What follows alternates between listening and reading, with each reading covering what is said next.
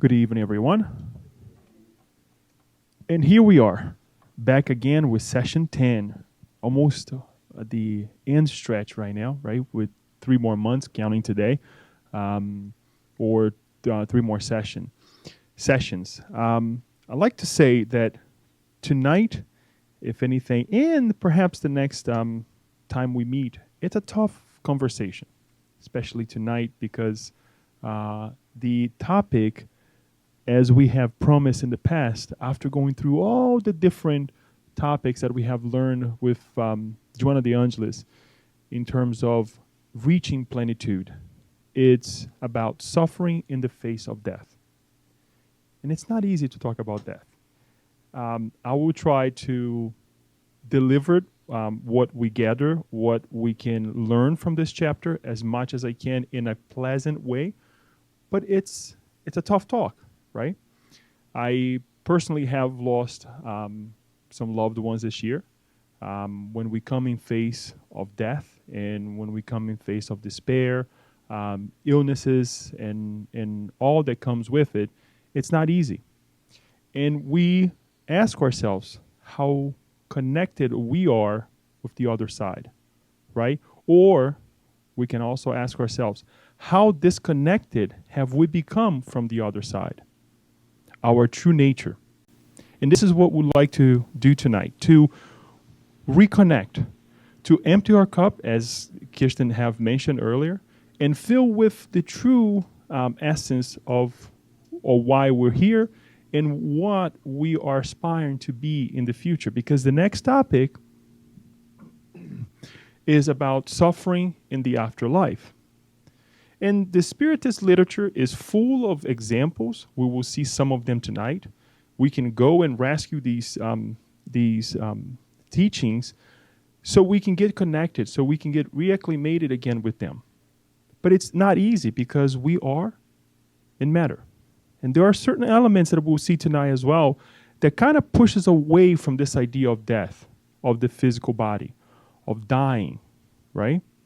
And it's natural. But it's something that we have to talk more about it in a positive way, so we don't despair, we don't create more anguish in our lives, but to see it differently.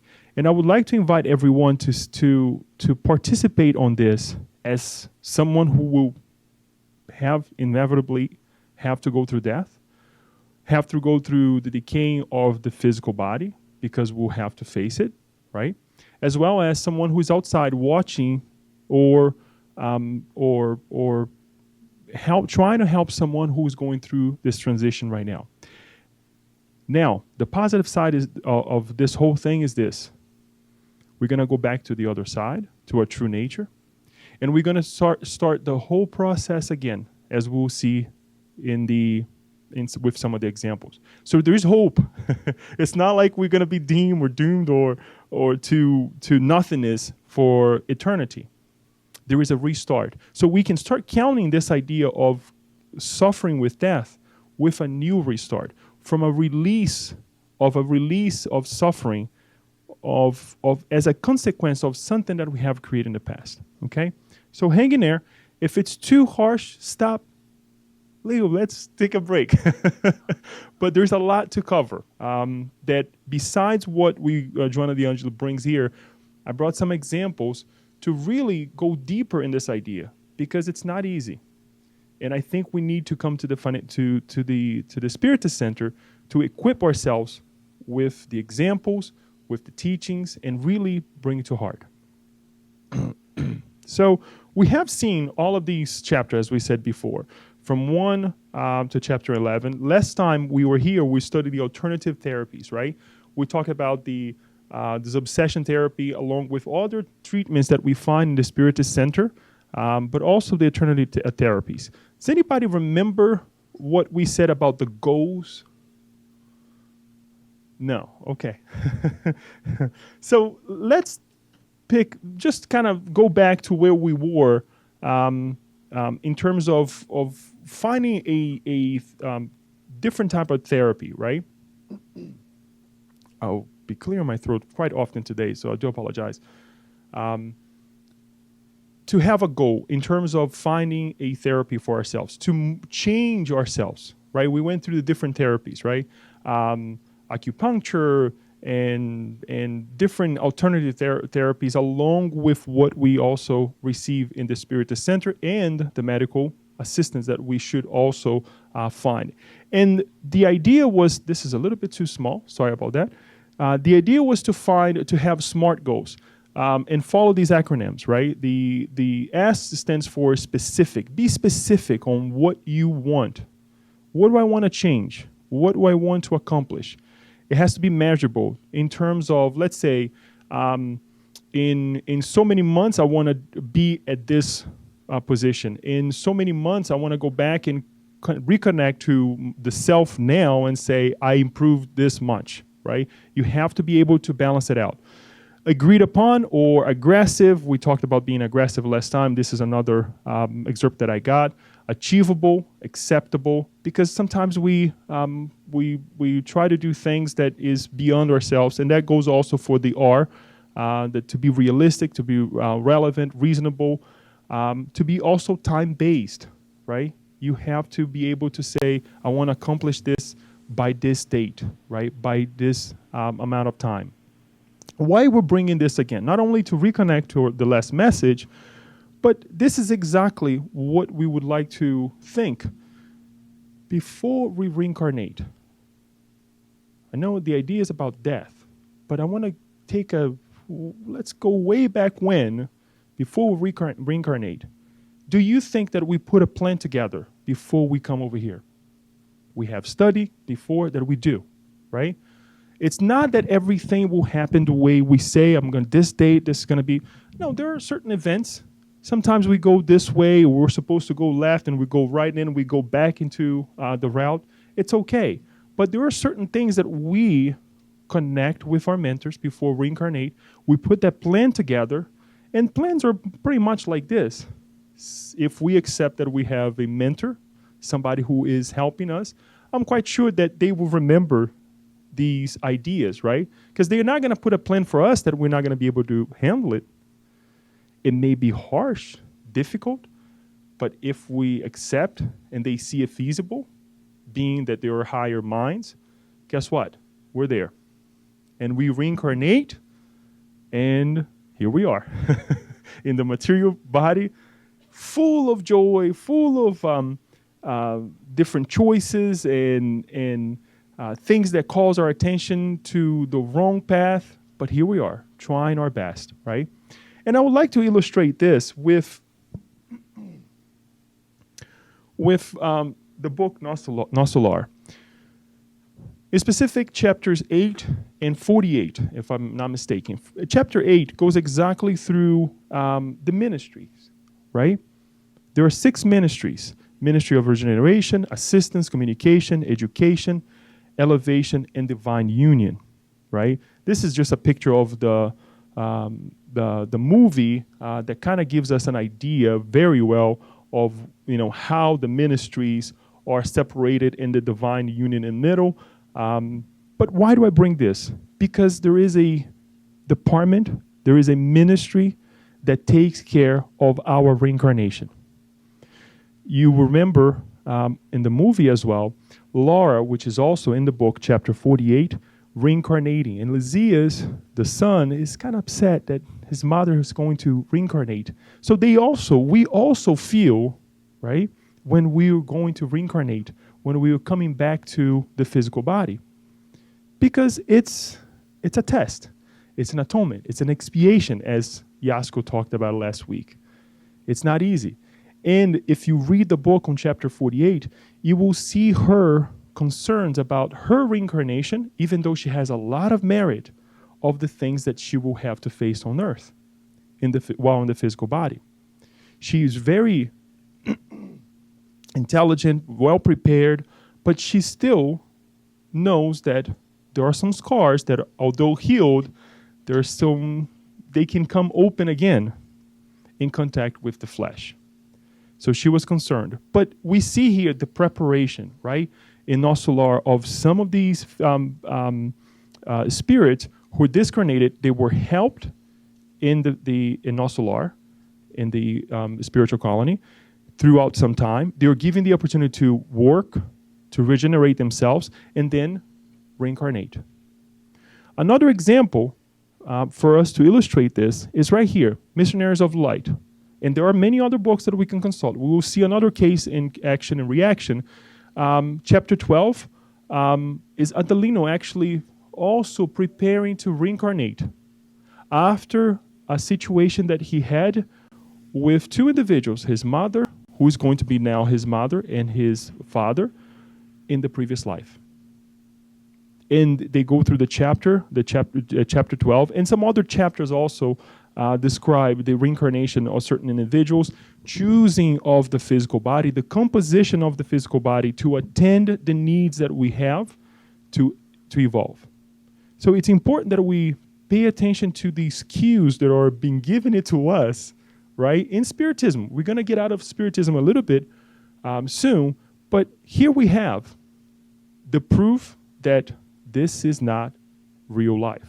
This is a temporary test that we're going through in the physical body, and everything that we see, that we touch, physically speaking, will decay, will transform.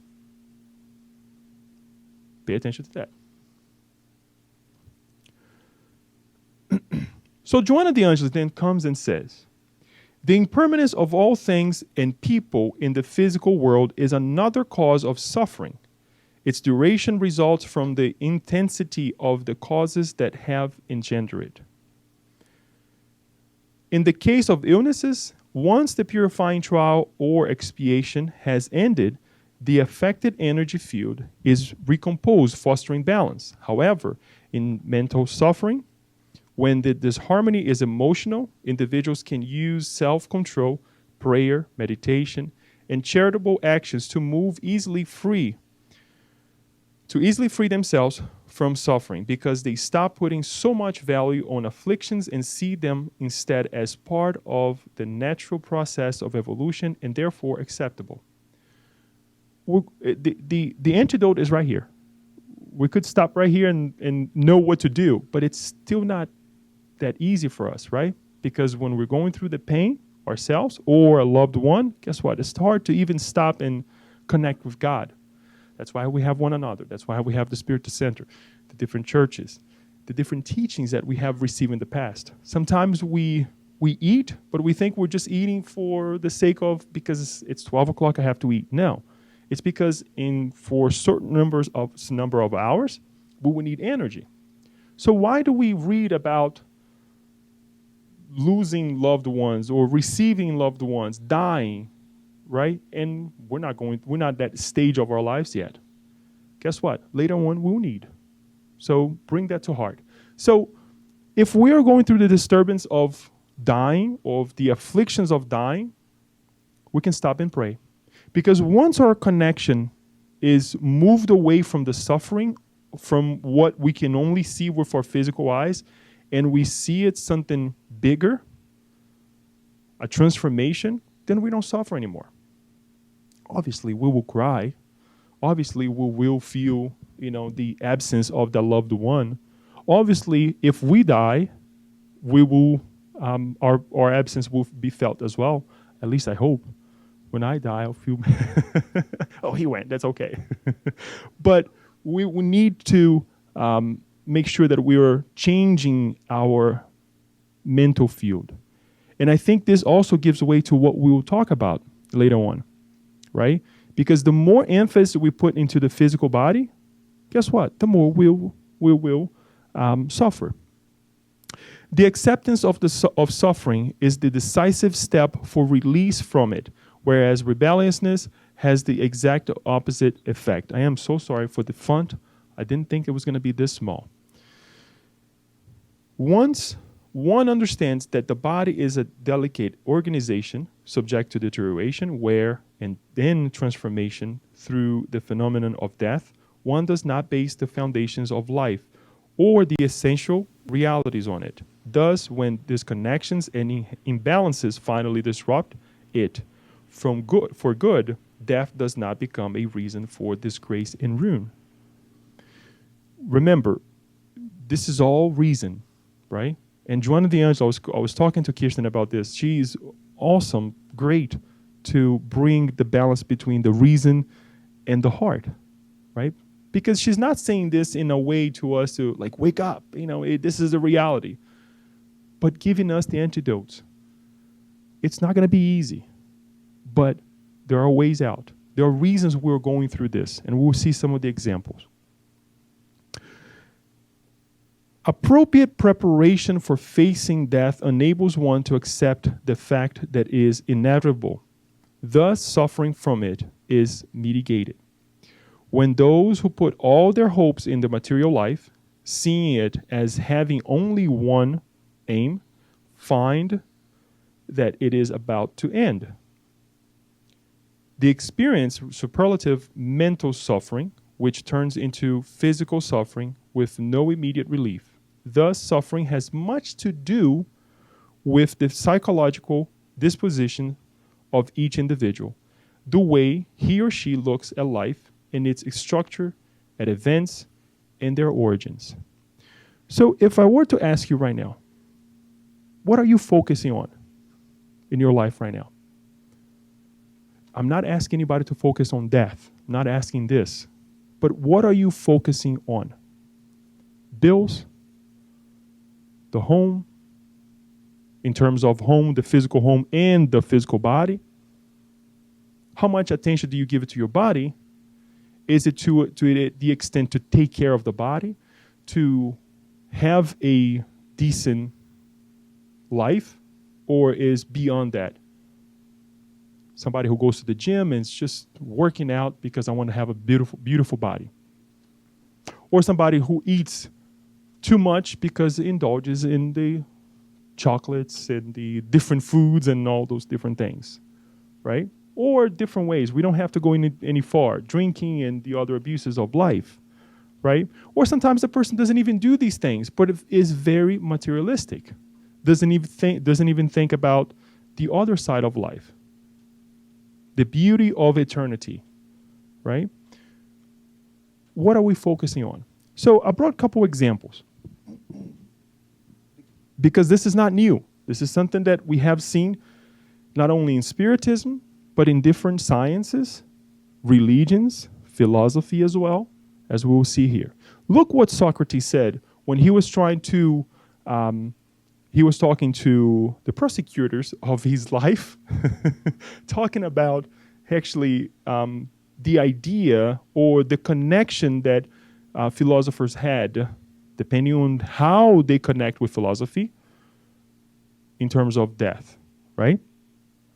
He said, never mind him. Now for you, my jury, I want to explain to you how it seems to me natural that a man who has really devoted his life to philosophy should be cheerful in the face of death and confident of finding the greatest blessing in the next world when his life is finished. I'll try to make clear to you, Simmias and Cebes, how this can be so. Ordinary people seem not to realize that those who really apply themselves in the right way to philosophy are directly and of their own accord preparing themselves for dying and death. If this is true, and they have actually been looking forward to death all their lives, it would of course be absurd to be troubled when the thing comes for which they have so long been preparing and looking forward.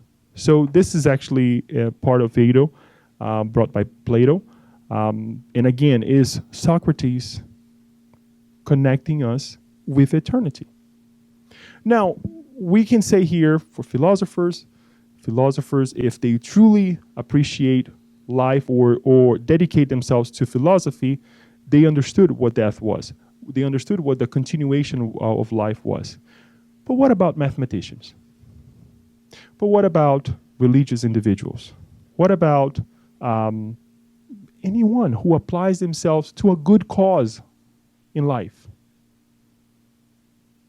Because if I were to show this to a mathematician, they would be like, okay, it's philosophy. And tell me a little bit more. What I'm trying to say is to connect with a higher cause. To connect something with something that is beyond ourselves. I am quite sure Socrates and all the other philosophers who follow Socrates took care of the physical body, took care of their of eating and doing the things that everyone else were doing at the time. And philosophers nowadays, they do the things that we're doing nowadays too. But if you truly apply ourselves for something higher than or bigger than we are, guess what? When the time comes, okay, I did my time, I did what I could, I apply myself to a certain level, to a certain degree that I could, and here I am, facing the transition to the other side.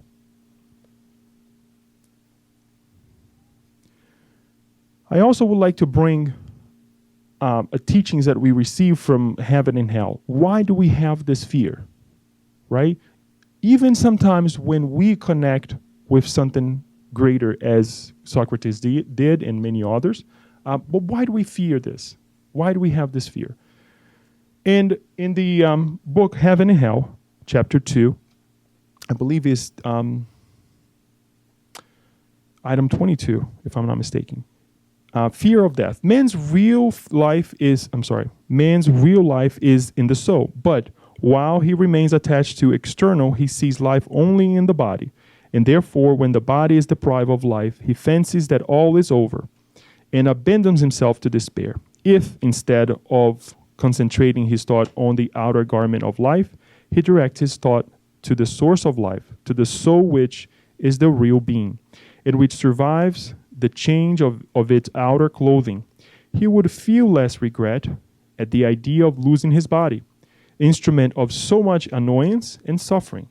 But for this man needs a moral strength which is only acquired by him gradually, and in proportion as his spirit advances towards maturity. So, just in this first part of this paragraph, we see that Kardec is telling us that when we direct our time, our attention, our energy to something bigger than ourselves, more important than ourselves, guess what? We're not going to fear death. We need to change the mentality.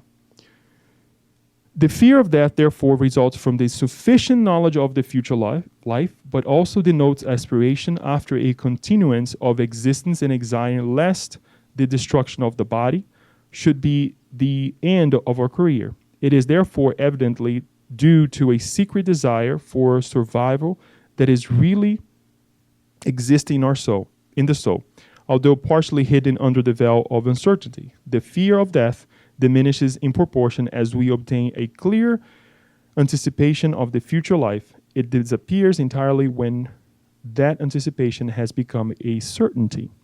So, how do we acquire this? How do we acquire the ability to remember every time we see despair in connection with death? Repetition. Number 1, reincarnation. We recently came out, and I was actually debating about this with a group of people. We recently came out of the idea of being polytheistic, right? Of believing in many gods. For us to transition now into a position that we believe in reincarnation, it's going to take time. It's going to take a lot of repetition in one reincarnation and the following to believe or to accept this idea that we are progressing. I'm just using the monotheistic or polytheistic ideals because for you to change something that strong, it doesn't happen in one life. So for some of us who have some doubts, for some of us who have some desire to understand more, we need to go deeper. We need to bring the reason. We need to study ourselves, analyze ourselves. Why do I feel this way? Also, we will see the reasoning of many lives in Theble as well by Socrates explaining or questioning the aptitudes that some individual had without having any connection whatsoever with music, with arts, right? So there's a lot for us to learn, not only through Spiritism, but many other teachings that we have received. And we see also this through the Old Testament, the New Testament, something that we have been inserted for many reincarnations already, and we still doubt. And we still suffer when we come in contact with death. But there's one more point that I would like to bring that is really pertinent to this discussion. The self-preservation instinct. It's necessary that we understand that we need to preserve ourselves. And this is something that comes with us because this is part of the natural laws that are inside of us, the law of preservation. And in questions 702, 703 of the Spirit's book, we will see that this is something that we carry with us. So I will try to stop anything that will try to aggressively take my life or hurt me. I will feel fear if I go right here, right at the ledge over here by the whatever you call, because it's too high, right? Some people don't even get near it, right? The fear of airplanes. It's not that we're doubting in a way what's in the airplane is gonna fall. It's just that in a way, a self-preservation mode that has taken to a different degree that the person yet or the spirit yet does not know how to limit or to utilize to its benefit, right? Or something has happened that now that fear has been established. So it's natural. Kardec then asks, is the self-preservation instinct a law of nature? Undoubtedly, said the spirits. All living beings possess it, regardless of their degree of intelligence. In some, it is purely mechanical. In others, it is rational. This rational ability, or the rationalization that we'll have about this instinct, comes with time, as we also saw in the book Heaven and Hell just a minute ago. Comes with this study. Okay, how do I limit this fear? I have to face it. It's not that I'm going to go and jump, become a daredevil or anything like that, but we have to face it. Sit down with someone who can help you, perhaps somebody who have studied in the field, whatever that is, the fear that you have, and then move on. Because that fear may stop you from suffering in certain areas, but also may stop you from evolving. It may create other problems that you will have to reincarnate to liberate yourself from that problem that could have been resolved in other situations. Okay? What was God's purpose in granting the instinct of self-preservation to all living beings? All beings must collaborate in the designs of providence. That is why God has given them the need to stay alive. Besides, life is necessary for the perfection of beings. They sense this instinctively without perceiving it. Interesting, isn't it? How can you sense something instinctively without perceiving it? It's possible. Especially on previous reincarnation. Now we're dealing more with the rational, right? We even rationalize the feelings. So, which is good. But instinct is something that we will never lose. And this is actually in the Genesis. We will never lose. We will change how we're connected, but we will never lose. But this is something for another study. But it's there. The self-preservation is there. And this is good. Otherwise, we would be doing things that, that wouldn't be appropriate for ourselves. As we see, unfortunately, some individuals doing so nowadays. And in many ways of life, and this could be from the daredevils of life to the person who carelessly, take care of their lives. So Joanna de Angelis comes and continues by saying, due to ignorance about life, death has been the cause of unimaginable suffering down through the millennia, triggering tragedies and endless woe. Every biological phenomenon that begins naturally ceases. Everything that is born on the physical plane is interrupted, transforms, and therefore dies. There is no time frame in telling absolute determinism. There can be innumerable reasons for the cycle to end. Hence, death is inevitable, and the suffering it generates results solely from the misinterpretation of life's objectives. Here's the question again. What is our objective of life? To get better, okay? To learn, okay? What else? These are questions that we should be asking ourselves daily. Because think about this. And I know this is a tough position to put ourselves in. When we are discarnating, what are we be thinking about? It's tough, isn't it? I said it was going to be tough, in a way funny because we're not thinking about it. But what are we thinking about it? I can tell you. I can go on and on and on. Seriously, I'll be thinking about the things that I didn't finish that day, the things that I didn't for the right now since I'm in school. And look how materialistic we are. Since I'm in school right now, and I'm putting myself on the spot, it's okay. The degree that I didn't finish early in life, right? The things that I didn't do for my kids yet, or the times that I missed with my family, and we go on and go on and on. If it is something with the physical body that I didn't take care of myself, I'm quite sure I'll be thinking I should have taken care of myself. If it is something that I did wrong, guess what? We'll be thinking about that problem over and over and over and over. Look how we're connecting. Most of the things that I said, we're connecting to the material. Am I materialistic? Yes, I am. Just like everybody else. That's why I'm here talking in the front, right? But number one, the reason I'm doing this exercise, self-exercise, because nobody helped, thank you, is because we are very connected with matter, right? We are materialistic. So we need to change. We need to start thinking bigger. When we talk about learning, we need to go back to the SMART Go and ask ourselves, learn what? It's okay for us to have made a program in the past and say, okay, I'm going to be a technician of some sort. But things didn't go that way, but it's okay. But now give yourself the opportunity to learn something. So what do I want to learn? I'm in this feud. I'm with this group of people. Here's my choice. I'm going to go ahead and pursue it. If it is something, I want to take care of my family, take care of your family.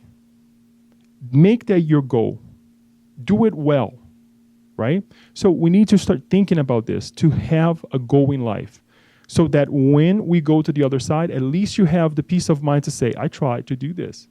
That was my goal, right? We never know. We can have started and completed already, but it's never too late for us to start and have the peace of mind that in case we don't complete it as well, that the chance will be given to you to complete it while in the spiritual world or in the next life. We need to connect with this reality. In this sense, I would like to bring another piece here, and then we're going to dive into something really interesting that we find as well in spirituality and obviously religion. Attachment to the decaying transitory form produces emotional distress, fostering the idea that everything has been consumed and that nothing is left of what once was human existence. When all hopes are pinned on the body, the phenomena inherent to its constitution have a devastating impact on those who have identified it with. So I would like to resort to my pal Leo, or you can call it Ernesto. After I tell you the story a little bit, you will decide what name we should call this character. But it's from chapter 17 of this amazing book. I don't recommend to be read if you haven't read any spirits book before, but it's certainly something that you can read, after you get some introduction to Spiritism. And if it is hard, contact me, contact someone from the Spiritist Center. Those watching us from the web as well. It's important for us to seek help while you're reading this book because it's intense. This book actually, it's a compilation of cases that are helped in another spiritual colony called Mansão Paz. And we see cases here such as mitigated debt, expiring debt, collective expiations, and things that has happened to individuals before they went. Action and reaction. Sorry, Daniel. Thank you. You get so into it that you even forget to mention the name. But thank you. Before individuals discarnate and they are sent to Mansão Paz to receive help, they rehabilitate themselves through the help of the mentors there, and they do what? They reincarnate.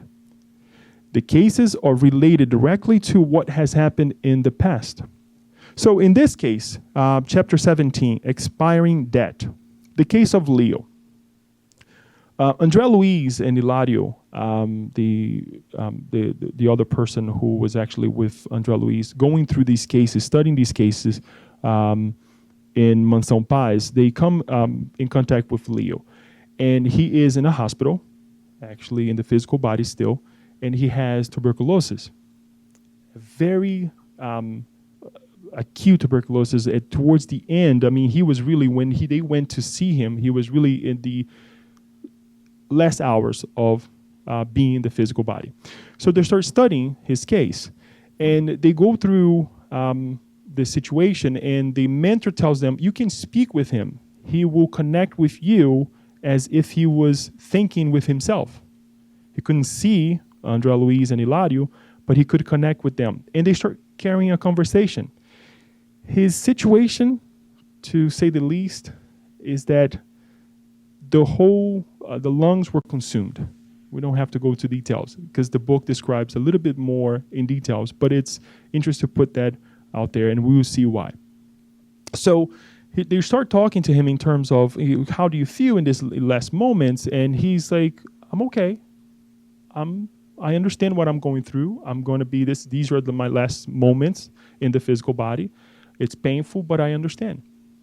And you can imagine, for someone who has lungs that are completely consumed, to say such a thing, there's got to be something beyond that, right?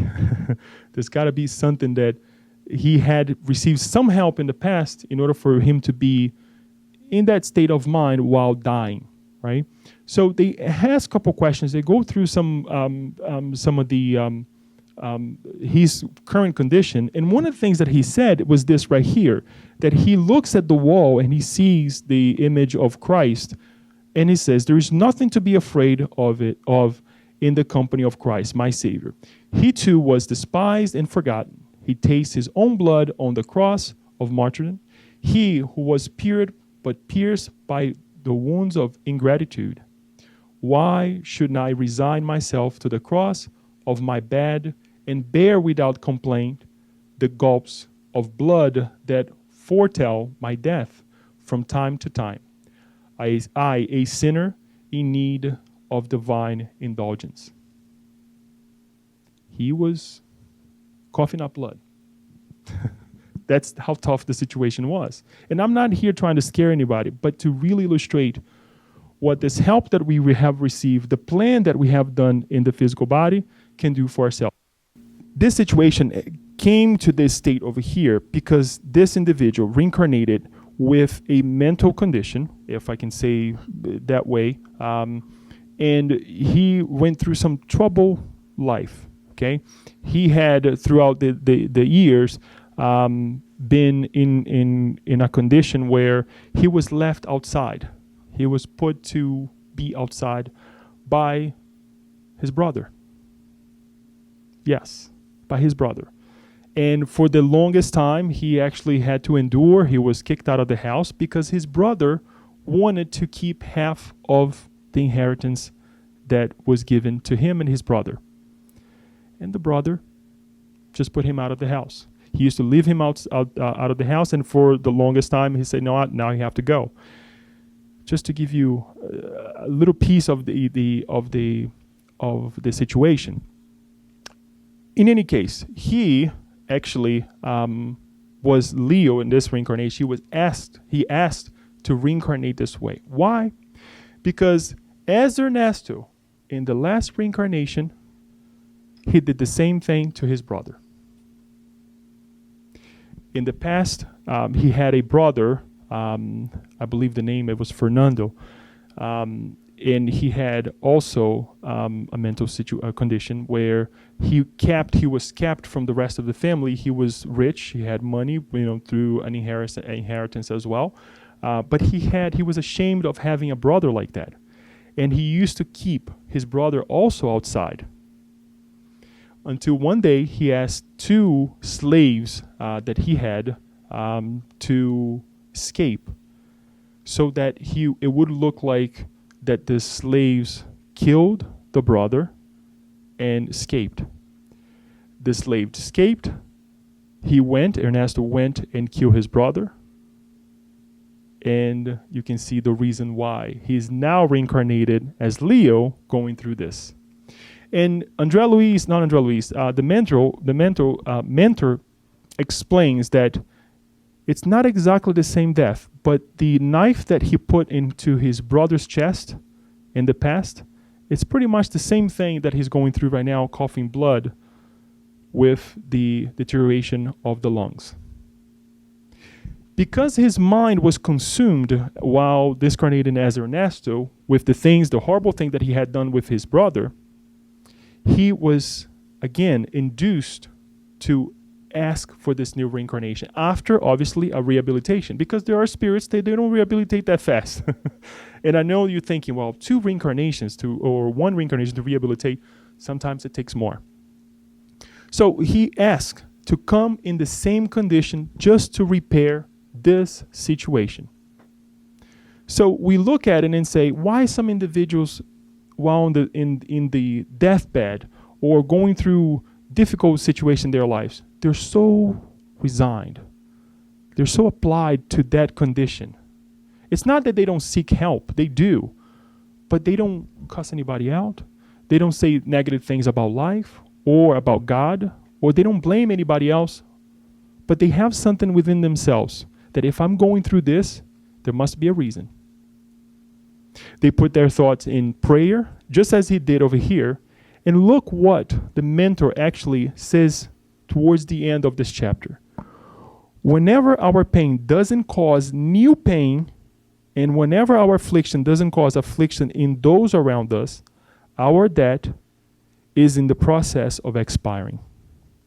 Very often, the bed of pain is the blessed altar where we can extinguish ominous commitments and settle our accounts without harming anyone else.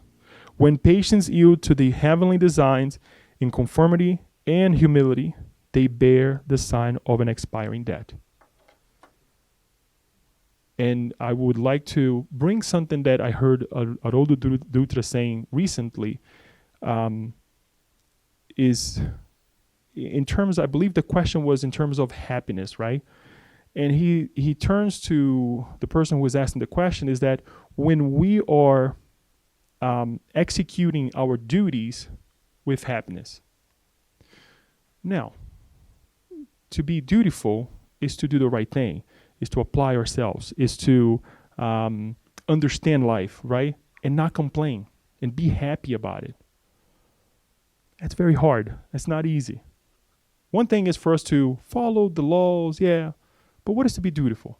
Number one is to respect the freedom of others. That's a duty that we have, to exercise our freedom, but also to understand the freedom of others by knowing that my limitation is when I come in contact with the others.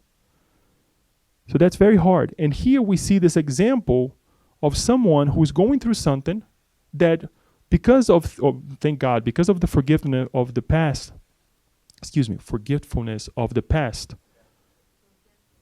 forgetfulness, yes. Thank you. We go through, and he's not causing any harm to anybody else. He's not blaming anyone else. He's going through that difficult moment, yes. Because he's also asked about his family, and he mentions to André Luiz, well, lost my mother, lost my father. My brother is the only one that I had, and he took everything away from me. He put me out on the streets. In the past life, it's also good to bring to this story as well, part of the story, that the brother that Ernesto had mistreated forgave him. He went on. forgave him. In this life, as Leo, he also forgives his brother. And I don't know what I just did. He also forgives his brother. So it's interesting that we see the settlement of accounts. I like to bring this as well because, we always have to take in consideration of what happened to the other individual, right? Because the despair that I cause on Dion, for example, it's not only going to affect Dion directly, but it will also indirectly affect Aloysio, their daughter, their surrounding. And we're counting only the physical, what we can see. What about the spiritual friends? That we're much more connected with these individuals too. So we have to take all of this in consideration. Joanna de Angelis comes and says, in a way, this fact is the result of materialistic cultural education. Even under the spiritualist disguise, people join religious denominations without emotional bonding or a rational study of its content. Consequently, death appears as the great destroyer of plans, aspirations, and achievements. So why we're afraid of death? We're spiritists. Are we just reading? Are we just listening to the speaker? Or are we really connecting with the message and applying in our daily lives? Doing things in our lives as if we will be forever. I don't like to use the idea that today is my last day here on earth because, that's kind of strange, but to really think whatever I do is going to affect my future. It's going to affect what I will be in the next life. Because if I discarnate in a situation like Ernesto did, for any small thing, because sometimes we gave a great example, right? Something that horrible that a person or a spirit did. But what about the small things of life that really hurt someone? Or because their guilt is so acute, so strong, they carry that to the next life. And everything else that happens on top of that, it amounts onto it like a cancerous cell. It's the same thing. So we have to let go. We really have to open up to these ideas. I'll bring another example because Joanna de Angelis brings this idea of the religious arena, right? We see this in the Old Testament. We see this in philosophy. We see this in the New Testament, the different teachings of religions that we see. The parable of the rich fool. The parable is very materialistic, an explanation or exemplification of being materialistic and calling our attention to say, we will be called to transition to the other side and everything will be left here on earth. Someone in the crowd said to him, "Teacher, tell my brother to divide the inheritance with me." Jesus replied, "Men who appointed me a judge or arbitrator between you." Who appointed me? Then he said to them, "Watch out, be on your guard against all kinds of greed. Life does not consist in an abundance of possessions." And he told them this parable. The ground of a certain rich man yielded an abundant harvest. He thought to himself, "What shall I do? I have no place to store my crops." Then he said, "This is what I will do. I will tear down my barn and build bigger ones, and there I will store my surplus grain. And I will say to myself, you have plenty of grain laid up for many years. Take life easy, eat, drink, and be merry." But God said to him, "You fool, this very night your life will be demanded from you. Then who will get what you have prepared for yourself? This is how it will be with whoever stores up things for themselves, but is not rich towards God." And it was interesting to bring this parable because it connects with the example that we had of brothers having inheritance and having to share, right? As well as if we keep it to ourselves, we don't know what the next day will be. and then we have to come back and redo the whole thing. This is something that we find in Luke chapter 12, verses 13 to 21. And how have we been interpreting this message? This alone and many others. With an eye for the future, or a way to deprive ourselves from doing erroneous things, which is okay, right? Limiting ourselves, right? Or being defiant, or not being defiant. How are we using this? Because here we are. We can be called at any time. How can we be in connection with God, in connection with the transitory life that we learn so in many ways by not exercising this? So the teachings are there. In a way, this fact that's the part that we already read. By refusing to make a deep analysis of life, people go through their corporeal existence, putting such a reflection off for a later time. They plan and enjoy life to the utmost under the conniving illusion of carnal eternity. When young, they postpone the examination of death to old age. When healthy, they wait until infirmity strikes, believing themselves invulnerable to wear and the degenerative phenomena of matter. As time passes, they refuse to grow old, and they resort to surgery, physical fitness, and nutrition in the vain attempt to hang on to their youth, unavoidably ravaged by the years. There is a tenacious struggle to conceal reality, and when unsuccessful, neurotic crisis and escape through alcohol, drugs, or suicide may follow. This is us. This is what we are putting ourselves through without thinking. And again, we're not talking about, and this is, I know it's exhaustive, but we're not talking about the idea that we have to think about, today I'm going to die. No, have a plan for your day, but a plan that is eternal. Have a plan for next month. Have a plan for next year. Have a plan for this life. Start putting a plan for next reincarnation. Why not? Why not? Obviously, we have to attend to the designs of God, the things that we still have to attend. One parenthesis here of what was asked to the mentor when they were discussing the case of Leo and who was then Ernesto, was that did Leo expire all the debt that he had? And the mentor says, well, I can't tell you all of the debts that he had throughout his different lifetimes. Obviously, he had more. He's not perfect yet. He wasn't perfect yet. But one thing that the mentor said, now this one, he's good.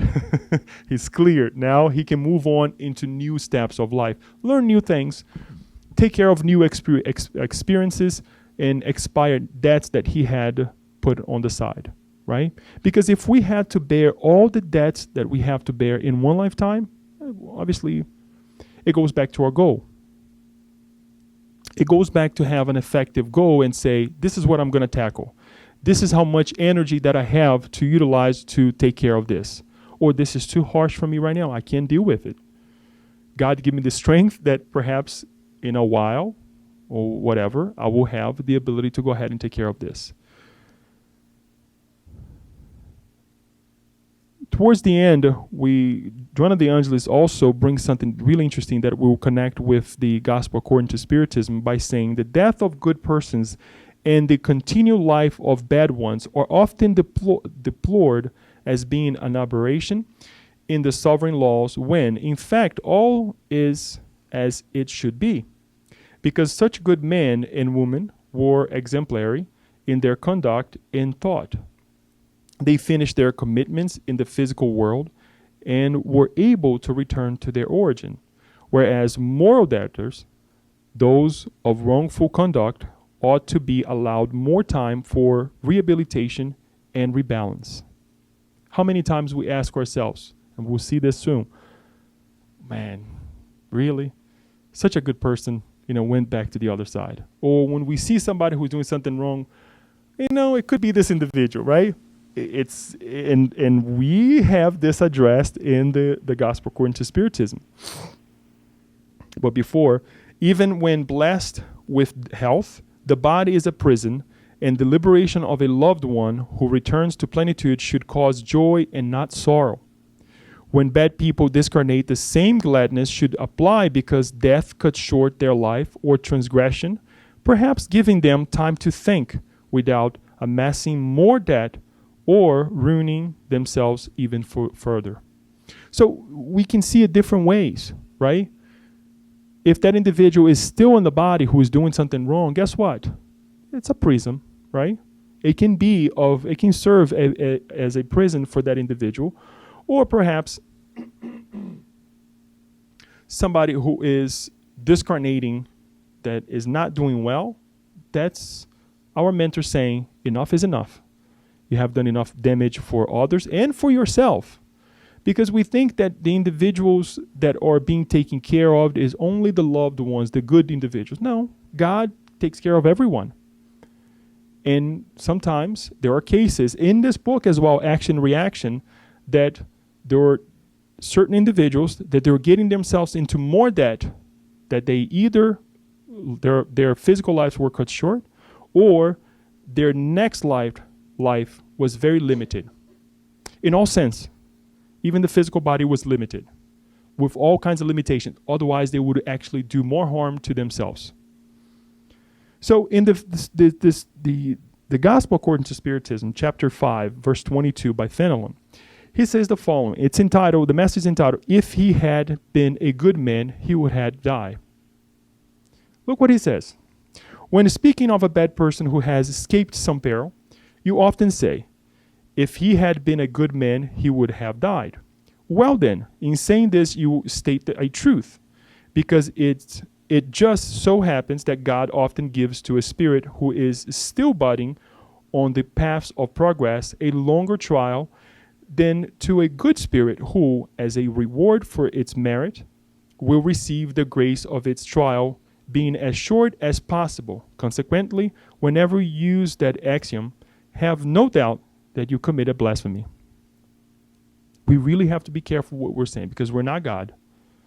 Pray for that individual, whether that individual who was a good person, who is now past, or somebody who's going a tough time, who is let's say causing a hard time on someone else's life and their life as well.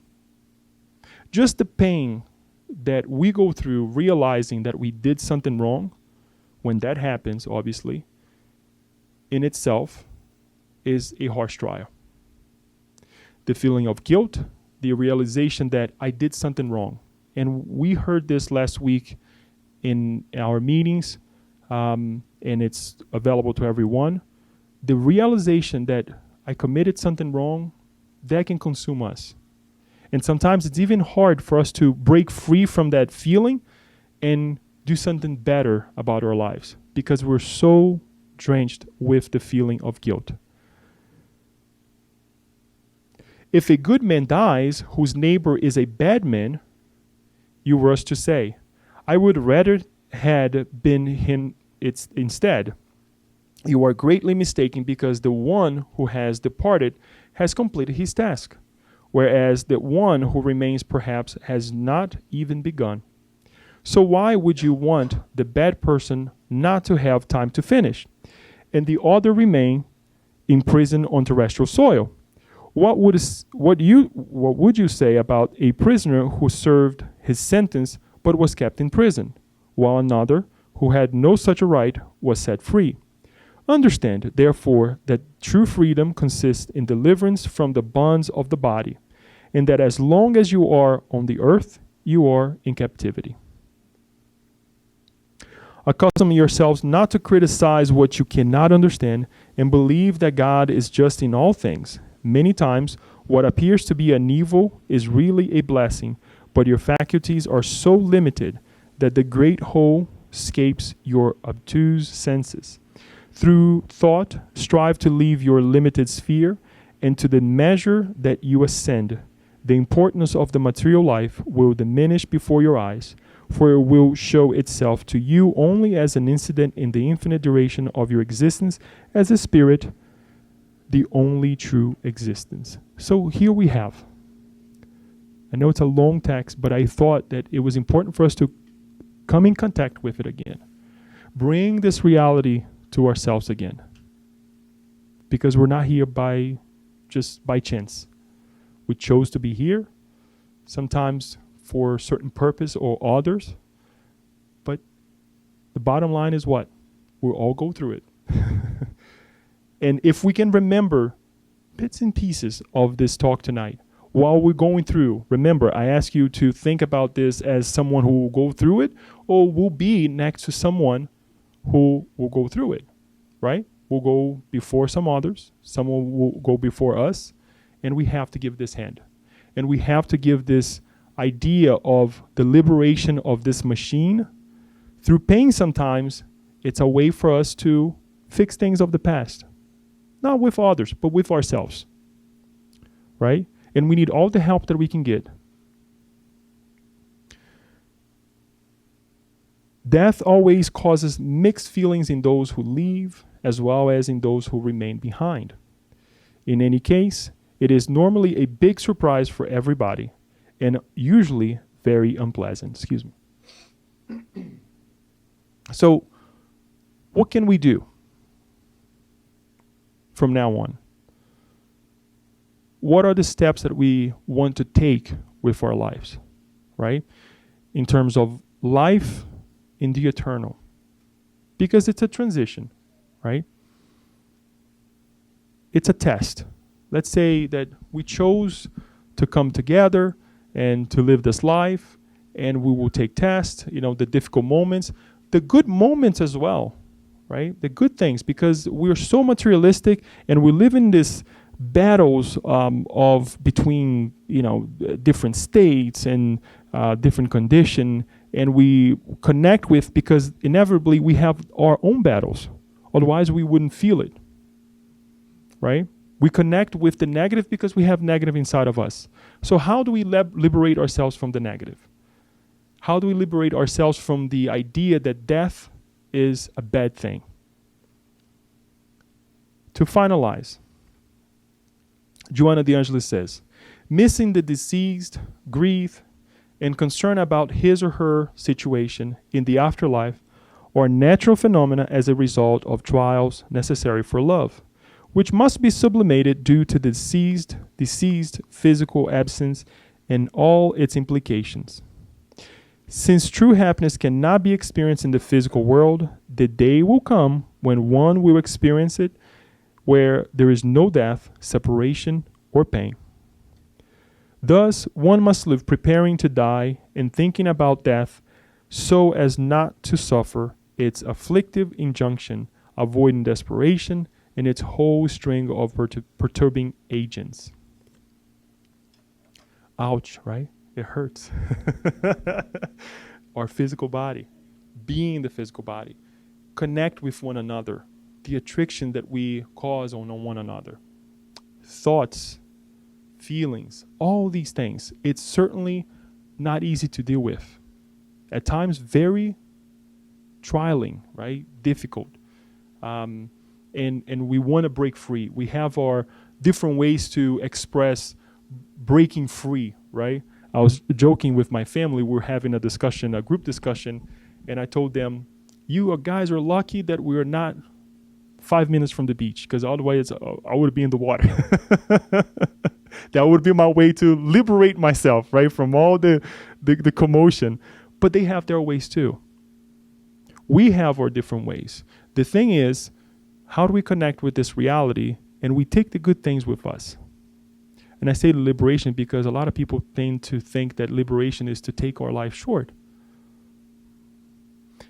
Directly, as we have seen an increase of number of people committing suicide because of the struggles of life, as well as indirectly, resorting to alcohol, parties, different things, work.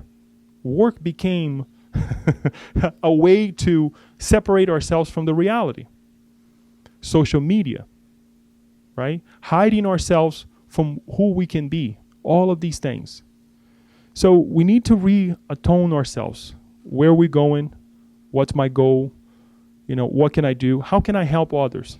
Right? In all of these things, in order for us to see life differently and understand that this is a transitory moment of eternal life.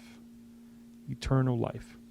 It would be nice if we could spread the word, you are eternal. You are eternal. Think about it. If we could tell our kids more that we are eternal. If we could tell inmates or friends that are going through harsh times that we are eternal. Perhaps our actions would be eternal as well.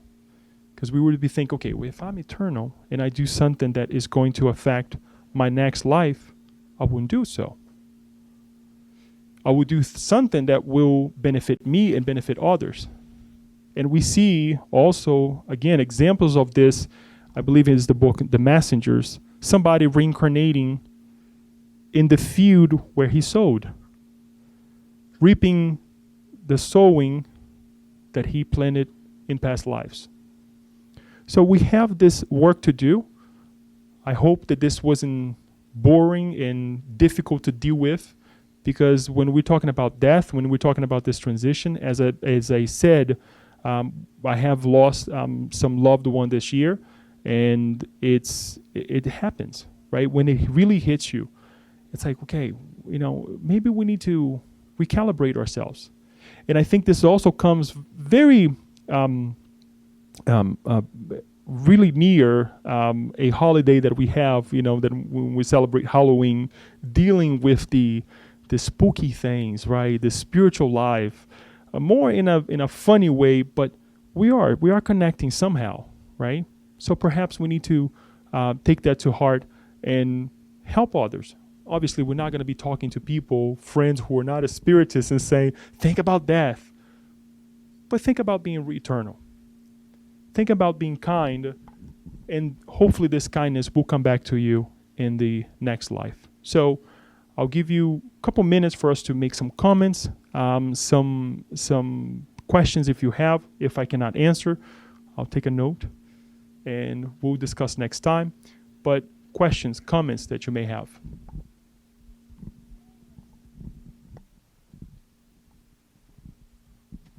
Ladies?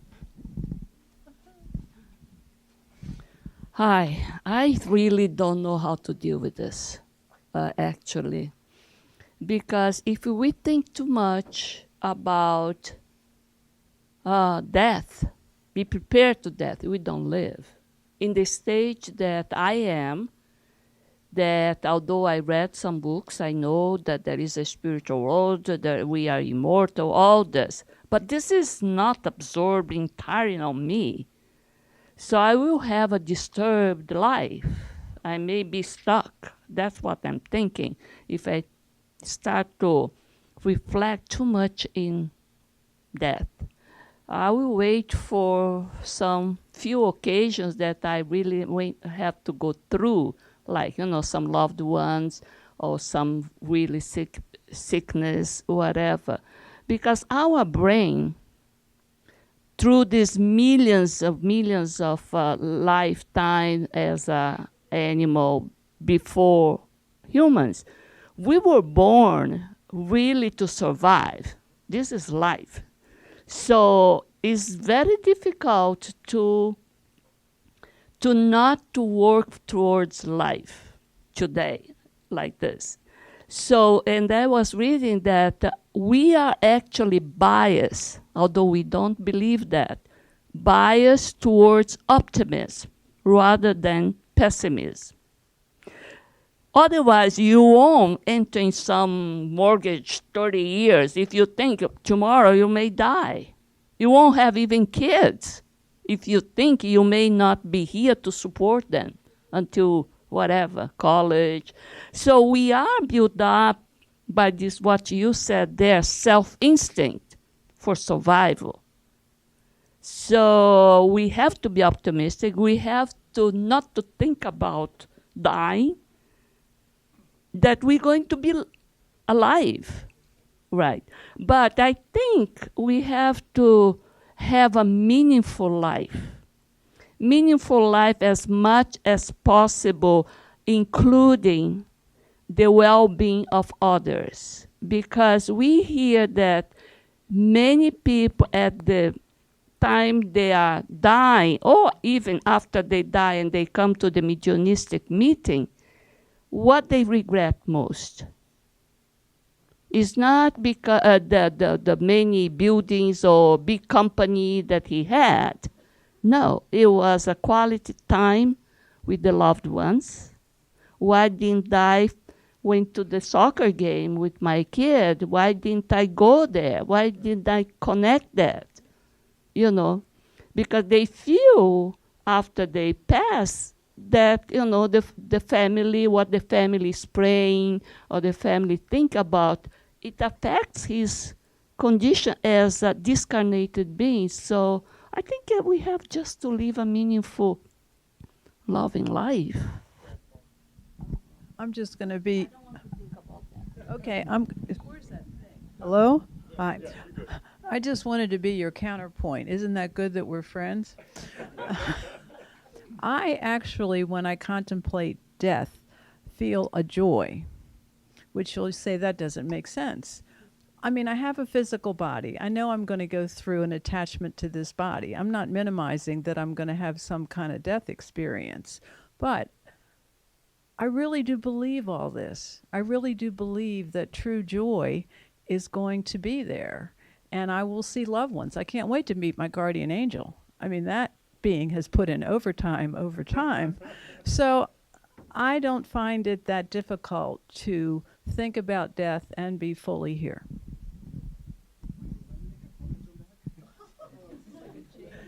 It's three questions on the topic of death. I think I agree with all the comment and your presentation, but I wanted to put my thought on this too. It's not the right one. It's just for us to think about it, about what the problem is. Because there is a problem that we are afraid of something that is natural. So how we make an amendment with this situation that we all gonna go, no matter what, is redefine our understand about ourselves. Instead, think about death. Let's think about that we are immortal spirit. Being immortal, so we bring a different view of our life. Because everything we do, and also because of action reaction, we affect our future. So I think we need to continue this discussion. It's going to take time. I think Leo put beautifully something that take time for us to accept. And when comes the moment to change the paradigm, it's going to take time as well. So one thing that we cannot do is push other people to believe or to not be afraid, but bring something that will be redefine this feeling that we carry, because it's embedding our biology, okay? So I just wanted to put over there. Now, wrap it up. Thank you, guys. I think that these are definitely good points, and we have to acknowledge what Jasko's point of view, as well as Paula's point of view, because when we come in contact with this, we have this divided way of seeing things. Sometimes we may see as Jasko does. Sometimes we may see as Paula does. And it happens. It happens with me sometimes. One of the things that I want to just to go back and truly point out, and they already mentioned some of the points that we brought here, but it's our conception or idea about death and life. I was at work the other day, and this mother had a little kid, and the kid was running around, obviously. And the mother was like, "Oh, don't go there. It's dark, and there is so-and-so there." So I'm like, okay, is it there? Somebody over there? So, I started thinking, it's, it's putting that fear on the kid of something supernatural, whatever you want to describe it, that doesn't exist, right? So I'm just using this as an example of how we also teach ourselves, our kids, to deal with life. Look what I'm saying, to deal with life. Death is something obscure. Death is something that we connect with from ages. We connect with the devil, the dark places, right? So this is the connotation that we have been giving for millennia, right? Even before religion, right? The expressive religions as well, they do the same thing. They connect with the negative beings to put fear, impose fear, or to perhaps to guide people the right way, right? We see with Moses a very demanding God, right? And I'm giving this thing first to realize why we think about death the way we think. Because we have been taught for millennia that death is something obscure. No wonder it's hard, Yasko, for us to see death, the decaying of the physical body, the loss of the physical body, as something natural. It's hard to see, as Paula does, that we are eternal. To feel the joy and to, as Daniel said, to acknowledge that it's something natural. It happens to all of us. To make amendments with that is hard, especially when, as Yasko said, and I'm repeating here, to really be at our core of our beings, when it's something that is inside of us, that if somebody throws anything at me right now, guess what? I'm going to try to dodge. I'm trying to save myself. If somebody pushes me, I'm going to try to regain balance. It's a natural thing. Unfortunately, not yet rationalized or modified to a higher level, right? This instinct of self-preservation. That's why sometimes we do some crazy things.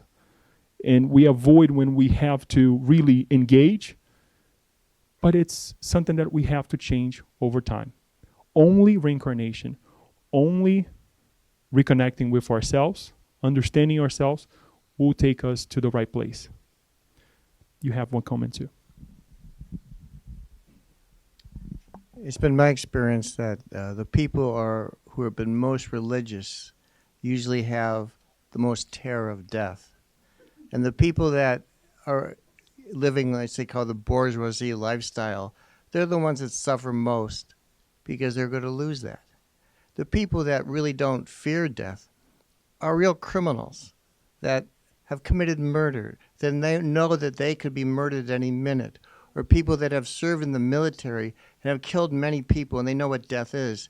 They seem to have a lot lesser fear of death than the more religious people or the people that live the so-called are good people in the bourgeoisie lifestyle.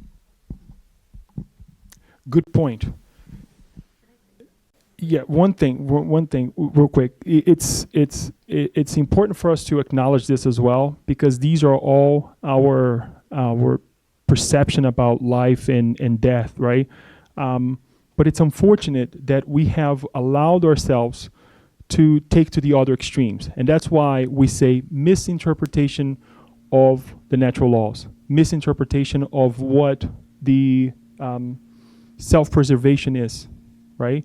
When somebody not only they're not in the position where they're respecting it, but they completely, okay, whatever. You know, it's so mundane now to take the life of others that to me it doesn't really matter. I'll give an example, personal example. And I'm saying this because I'm giving you the ability to analyze my situation and apply it to your lives. I deal with money. If I don't be careful, money becomes a piece of paper because I deal with a lot. And it becomes a second thing. It's just a piece of paper.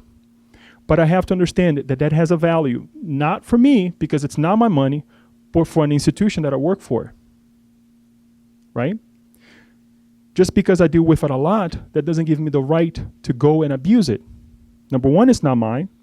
Number two, it belongs to someone else, and we have to give it account. Life, even though it was given to me, I have to give an account. Life of others, I also have to give an account if I do something wrong with it. to God and to myself. So I'm glad that you brought this point, because it really alerts us in terms of how we give an account of our actions. Yeah, just complementing exactly what you said about the actions.